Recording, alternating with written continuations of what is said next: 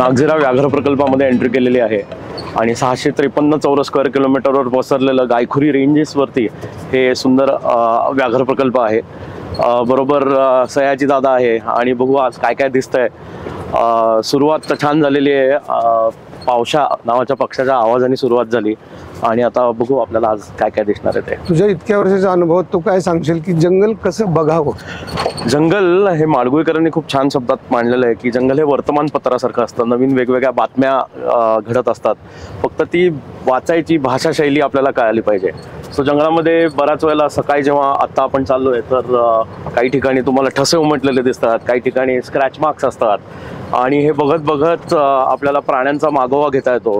कुठेतरी alarm call येत असतो, अलार्म कॉलवरनं व्याघ्र जातीतला एखादा प्राणी बाहेर पडलाय किंवा रानकुत्री बाहेर पडली आहे तर त्याला बघून धोक्याची सूचना देणारा काही प्राणी असतात। आणि जंगल का पाहावं तर जंगलातनं जसं मगाशी सयाजी दादाने सांगितलं की शिकण्यासारखं खूप आहे आणि टीमवर्क जे असतं, रानकुत्र्यांची शिकार पाहिली तर एकत्र मिळून शिकार करतात, तर टीमवर्क आहे, टायमिंग्स आहेत। सगळ्यात महत्त्वाचं प्रिन्सिपल असतं की भूक लागली तरच खायचं आणि तरच शिकार करायची। सर्वायवल ऑफ द फिटेस्ट हा रूल किती योग्य आहे हे इथून कळतं। तर आपण अत्यंत मी म्हणलं जसं सकाळी जो प्राईम टाईम असतो वाईल्ड लाईफ बघायचा, जंगल बघण्यासाठी काही नियम असतात। महत्त्वाचा नियम की जंगलात आवाज करू नये, पेशन्स भरपूर पाहिजे आणि जे काही दिसतंय नुसतंच वाघोबाच्या मागे आपण जाणार नाही, तर छोटे छोटे जे निसर्गातले घटक आहेत ते बघत बघत आज आपण जंगल भ्रमंती करणार आहोत। ही प्राण्यांची त्यांची जगण्याची सायकोलॉजी ही ते कसे शिकतात आणि त्यांना ट्रेनिंग कसं मिळतं?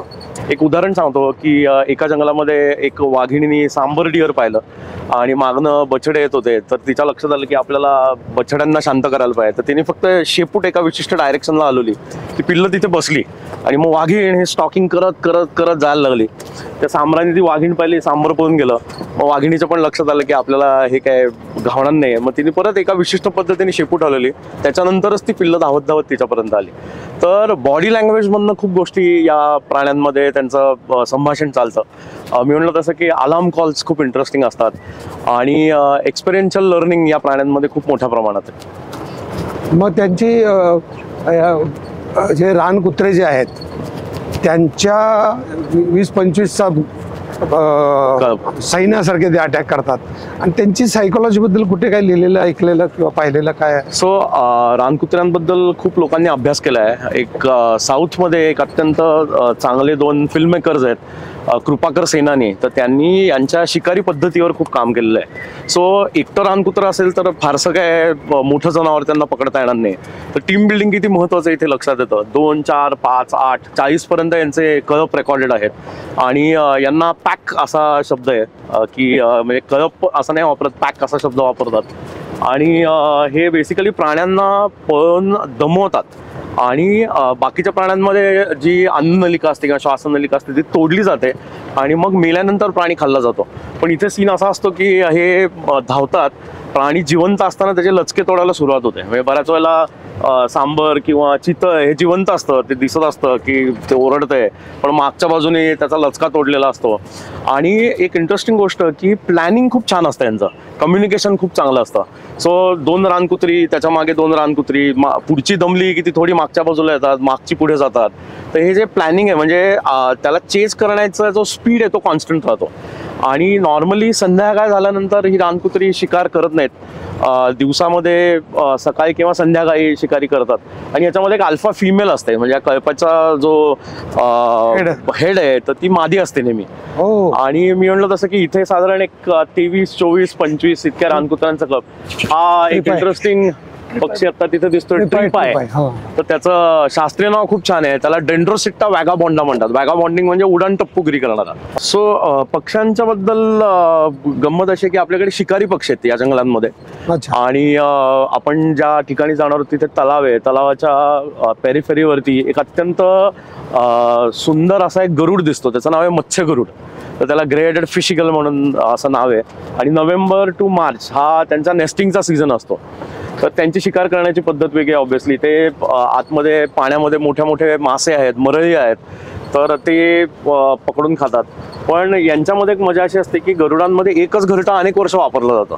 सो बाकीच्या पक्ष्यांमध्ये घरट्याचं काम झालं की ते घरटं सोडून दिलं जातं, पण इथे अशी घरटी आहेत की जी 5-5, 6-6 वर्ष जुनी आहे. मला प्रश्न असा होता की ग्रुपनं पक्षी शिकार करतात. सो ग्रुपनी पक्षी शिकार करत नाहीत आणि इंडिव्हिज्युअल पद्धतीने शिकार केली जाते. पण ग्रुपनं राहतात एकत्र, जर्नी खूप करतात ना. जर्नी खूप करतात. सो स्थलांतर करताना हे सगळे पक्षी एकत्र मायग्रेट होतात.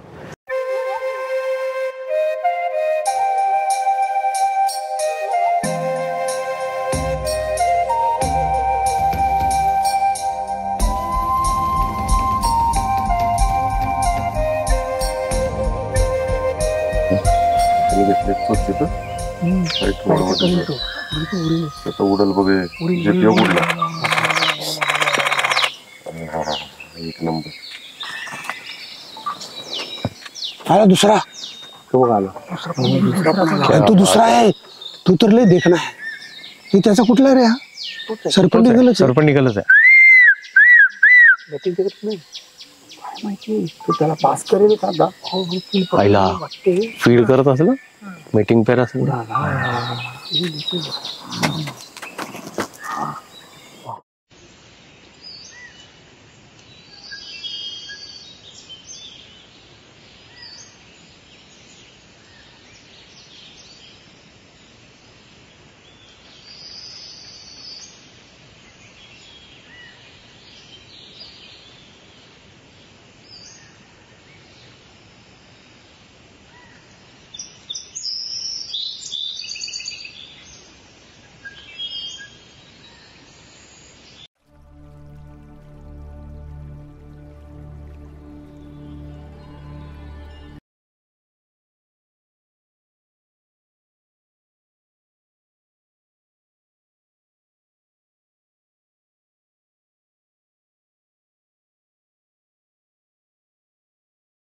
एक मिनिट थांब. आता त्या फांदीवर गेला तो वुडपेकरच होता. वुडपेकरच होता. त्याची जी फ्लाईट आहे ना आणि उडण्याची पद्धत आहे ना त्या वुडपेकरची, ती अशी असते, अशी त्याच्यावर कळतं. सो पक्ष्यांच्या उडण्याच्या पद्धतीने पण बऱ्याच वेळेला साधारण कुठला पक्षी असेल याचा अंदाज बांधतात. म्हणलं तसं याची फ्लाईट बघा अशी आहे.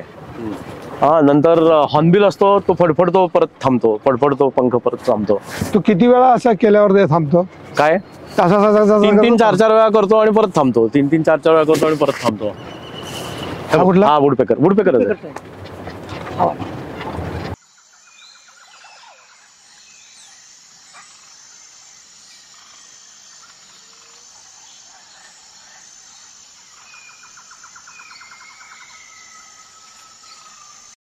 मातीवर जी फुलपाखरं दिसत आहेत तर त्याला मड पडलिंग असा शब्द आहे. ते फुलपाखरं बसतात मातीमध्ये आणि जिथे ओलावा असेल अशा ठिकाणी प्रोबॉसिस, सोंड असते, ते खूप असतात आणि आतले क्षार असतात, त्याला सॉल्ट्स म्हणतात. ते सॉल्ट्स हे वेचले जातात.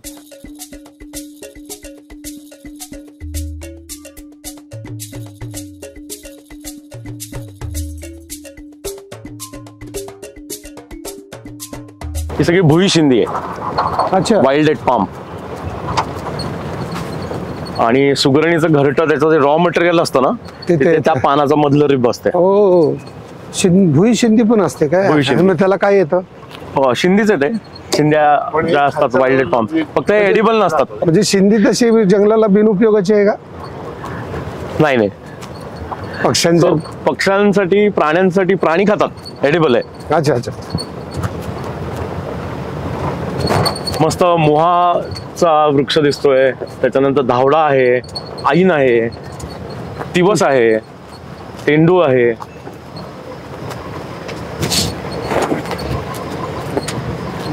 वाघ आणि लेपर्ड म्हणजे बिबट्या आणि वाघ असा एकत्र कधी बघितलंय तू? 2-3 वेळा पाहिलंय. बऱ्याच वेळा असं दिसलंय की बिबट्या वाघाला बघून झाडावर चढून बसलाय आणि वरती बिबट्या आहे आणि खाली वाघ आहे. बऱ्याच वेळेला असं दिसतं. दुसरी गोष्ट बऱ्याच वेळेला दिसते की काही, बऱ्याच वेळेला नाही पण एक इंटरेस्टिंग गोष्ट की वाघ आणि अस्वल हे पण समोरासमोर येतात आणि ती मात्र टफ हे जाते, कारण अस्वलात पण खूप ताकद असते.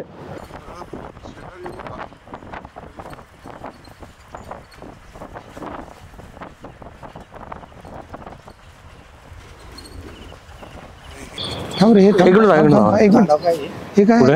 हे नाही, पण त्याचं काय सांग ना काहीतरी. हे काय स्क्रॅच आहे? नाहीये. सो ही एक्स्ट्रा ग्रोथ काही झाडांना आपल्याला पाहायला मिळते. धावड्याचं झाड आहे आणि काही झाडांना ही किंवा धामण नावाचं एक झाड आहे, तर त्याला ही आउटग्रोथ आपल्याला पाहायला मिळते. म्हणजे आपल्याला जसे प्रोटीनच्या गाठी येतात. प्रोटीनच्या गाठी येतात तशी ही आउटग्रोथ झालेली आहे. आणि अशा बऱ्याचशा जंगलांमध्ये झाडांना, खास करून धामण नावाचा एक वृक्ष आहे, मी दाखवत होतो, तर त्याला आणि काही काही ठिकाणी धावड्यांना अशा गाठी आपल्याला जंगलांमध्ये पाहायला मिळतात. नंतर इथे काही ठिकाणी हे कापून ठेवलेलं दिसतंय, तर आपल्याकडे रानमारी नावाची एक वनस्पती आहे की जी एक्झॉटिक आहे. म्हणजे ती खरं तर आपल्याकडे इथे चांगली नाही जंगलासाठी, तर ती वनविभागाने त्याचं उच्चाटन केलेलं आहे आणि ती एका साईडला करून ठेवलेली आहे.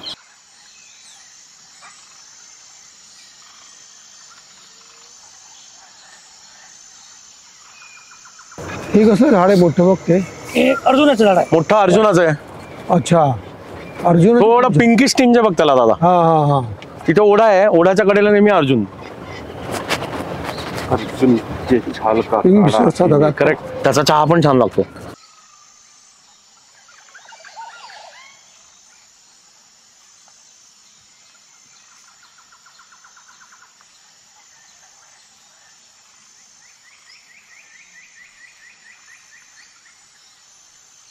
उजव्या बाजूला जे दिसतंय त्याला टर्माइट माउंट म्हणतात किंवा वाळवीचं घर. आणि याच्यामध्ये आतमध्ये राणी माशी असते आणि बाकी तिचे सोल्जर्स असतात. हे जितकं वर दिसतंय तितकंच आतमध्ये पण असतं. आणि अस्वलांचं आवडतं खाद्य. अस्वलं हे फोडतात आणि आतली जी उधई असते किंवा वाळवी असते ती खातात. याच्यात अजून एक इंटरेस्टिंग गोष्ट की काही ठिकाणी पावसाळ्यामध्ये आपल्याकडे याच्यावरती मशरूम्स येतात, तर याला उंबर साती असं इकडचं लोकल नाव आहे आणि ते आदिवासी लोक याची खूप सुंदर अशी भाजी करून खातात. वाळवी म्हणजे आपल्याकडे पावसाळ्यामध्ये घरामध्ये जे पंख असलेले किडे येतात ती वाळवी बेसिकली, आणि याला इंग्लिशमध्ये टर्माइट माउंट म्हणतात. तर या नागझिराच्या जंगलामध्ये खास करून खूप मोठी मोठी टर्माइट हिल्स आपल्याला पाहायला मिळतात. तर जसं आपण जाऊ तसं तसं हे तर खूप छोटं आहे, 7-7 फुटापर्यंतचे टर्माइट माउंट्स आपल्याला पाहायला मिळतात. ते अत्यंत कडक असतात आणि याची मजा अशी की त्यातला एक भाग जर का चुकून तुटला तर ज्या आतल्या त्याची डागडुजी करणारी जी सैन्य असते ती ताबडतोब कामाला लागते आणि काही वेळामध्येच परत त्याचं रिकन्स्ट्रक्शन चालू होतं. मला जो प्रश्न विचारायचा आहे की इथल्या प्राण्यांना, इथल्या ज्या काटे असतात त्याच्यामुळे नॅचरली इंजुरीज होतात का? आणि नॅचरली इंजुरीज झालेत तर ते प्राणी एकमेकाला सपोर्ट कसा करतात, हा एक प्रश्न पहिलासा. काटे इन द सेन्स आता हे वृक्षांना नाही, आता हे बांबू जे आहे. हा, सो यांच्या आता जे आपल्याकडे इथे जे प्राणी आहेत त्यांची स्किन खूप तगडी असते, म्हणजे जाड असते. तर त्याच्यामुळे कुठेतरी वाघाला किंवा गव्यासारख्या प्राण्याला कुठेतरी जखम झाली आहे अशी खूप कमी इन्सिडेन्सेस आहेत. आणि वाघाच्या बद्दल अजून एक इंटरेस्टिंग गोष्ट असते की त्याचा फर बदलतो. म्हणजे आपण जर का विंटरमध्ये आलो तर त्याला विंटर कोट चढतो, अजून जाड फर त्याला पाहायला मिळते. सो असे इन्सिडेन्सेस खूप कमी झालेत की खूप खर्चटले किंवा बांबू कुठेतरी खूप लागलेला आहे, असे इन्सिडेन्सेस जंगलामध्ये दिसत नाहीत. आता माणसांसाठी इतकी हॉस्पिटल्स, इतक्या प्रत्येक कान, नाक, डोळा, पाय हे आहे, प्राण्यांसाठी असे किती हॉस्पिटल्स आहेत आणि काय सोयी आहे? प्राण्यांसाठी दुर्दैवाने हॉस्पिटल वाईल्ड प्राण्यांसाठी तसे खूप कमी आहेत, डोमेस्टिकसाठी खूप आहेत. सो एक इंटरेस्टिंग गोष्ट की आपल्याकडे TTC नावाचे एक कन्सेप्ट आहे, त्याला ट्रीटमेंट ट्रान्झिट सेंटर म्हणतात. आणि प्रत्येक जिल्ह्यामध्ये एक TTC असावं असे शासनाचे आदेश आहेत. तर त्याप्रमाणे प्रत्येक जिल्ह्यामध्ये वाईल्ड ॲनिमल्स कुठेही आले तर त्याला ट्रीटमेंट करण्यासाठी त्याला ट्रान्झिट सेंटर म्हणजे काही कालावधीसाठी त्याला फक्त आणतात आणि नंतर ते बरे झाले की त्यांना परत सोडलं जातं. व्याघ्र प्रकल्पांमध्ये आपल्या आजूबाजूला जर का ॲनिमल हजबंड्री डिपार्टमेंट असेल किंवा वेटनरी कॉलेज असेल तर त्याचे डॉक्टर्स ट्रीटमेंटसाठी आपण बोलवत असतो. काही काही व्याघ्र प्रकल्पांना स्वतःचा वेटनरी डॉक्टर पण असतो, पण मुळातच हॉस्पिटल्सची संख्या जास्ती पाहिजेत आणि ते आता कमी आहेत. प्रत्येक वाईल्ड लाईफ सेंचुरी जिथं जिथं आहे, जिथे जिथं टायगर रिझर्व्ह आहे तिथं किंवा जे कोर झोन आहेत तिथं अशा प्राण्यांसाठीच्या किती सोयी आहेत महाराष्ट्रात, भारतात? सो जिथे जिथे कोर एरियाज आहेत तर तिथे एकतर फॉरेस्ट डिपार्टमेंटमध्ये STPF नावाचा प्रकार असतो, त्याला स्पेशल टायगर प्रोटेक्शन फोर्स म्हणतात. तर त्यांचं कामच बेसिकली की जंगलात फिरायचं आणि ते पण चालत फिरायचं. आणि जर का कुठे काही चुकीच्या घडामोडी दिसत असतील, कुठे कधीतरी ट्रॅप लावला असेल, आगी लावल्या असतील, तर त्याचं संरक्षण करण्यासाठी, त्यांच्यापासून संरक्षण देण्यासाठी STPF तैनात आहे. हॉस्पिटल ॲज सच जंगलाच्या कोर एरियाजमध्ये कुठे नाही आहे, पण मी म्हणलं तसं की लोकल जंगलाच्या पेरिफेरीवरती जर का ॲनिमल हजबंड्री डिपार्टमेंट असेल तर ती लोक मात्र मदतीला ताबडतोब येतात. कोर एरियामध्ये कुठेही हॉस्पिटल्स आणि याची व्यवस्था नाही आहे, आणि ती खरं तर असण्याची काही गरज नाही आहे. पण बफर एरियाजमध्ये जिथे वनविभागाचं एस्टॅब्लिशमेंट खूप चांगलं आहे, तिथे जर का काही गडबडी वाटल्या, काही अडचणी आल्या, तर मात्र ती सगळी फोर्स मदतीला धावून येते. म्हणजे ज्या प्रमाणात जंगल आहेत त्या प्रमाणात प्राण्यांची संख्या वाढते का, त्यांच्या प्रजाती टिकतायत का, याच्यावरती काय आहे? सो सुदैवाने एक खूप चांगली गोष्ट आहे की महाराष्ट्रामध्ये साधारण 366 वाघांबद्दल बोलतो उदाहरण की 366 टायगर्स रिपोर्टेड आहेत. त्यातले जवळजवळ 250 हे चंद्रपूर जिल्ह्यामध्ये आहेत फक्त. सो आपल्याकडे गंमत काय झाली आहे की व्याघ्र प्रकल्प 6 आहेत महाराष्ट्रामध्ये. काही ठिकाणी इम्बॅलन्स झालाय, म्हणजे काही ठिकाणी काही पॉकेट्समध्येच टायगर्सची संख्या खूप वाढलेली आहे आणि काही ठिकाणी अधिवास उत्तम आहे पण वाघांची संख्या कमी आहे. तर त्याच्यामुळे बॅलन्स आउट करण्यासाठी काही रिलोकेशन प्रोजेक्ट्स आपण करतोय.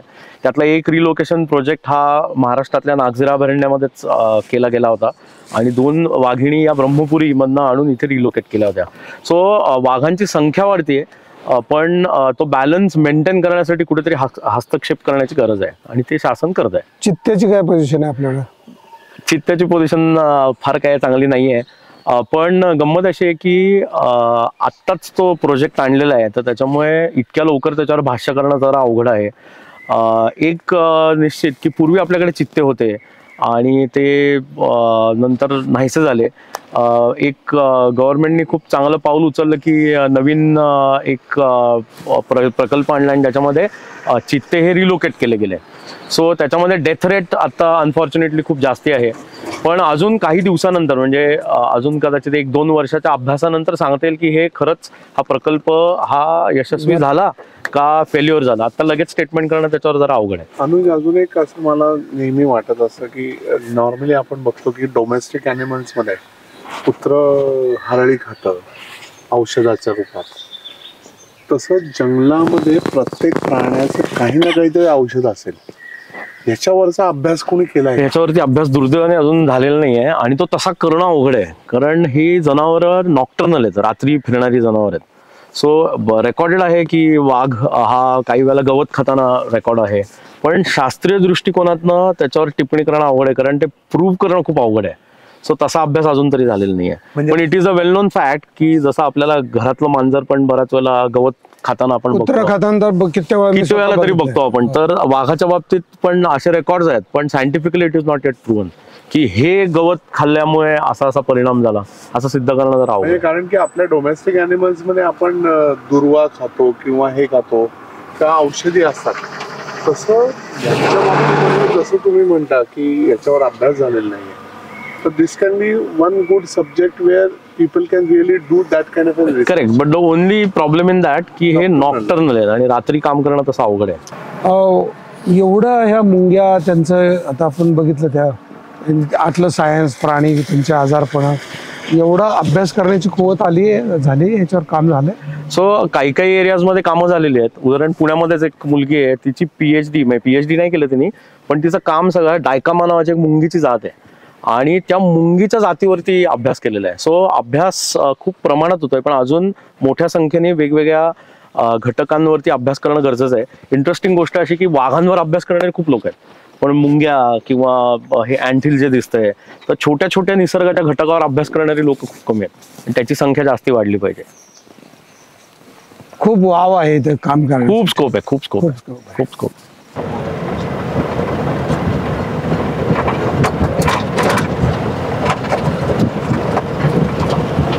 मला कसं दिसत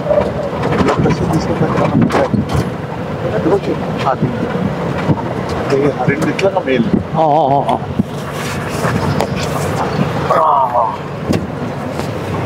काय दिसलं याला? काय रे?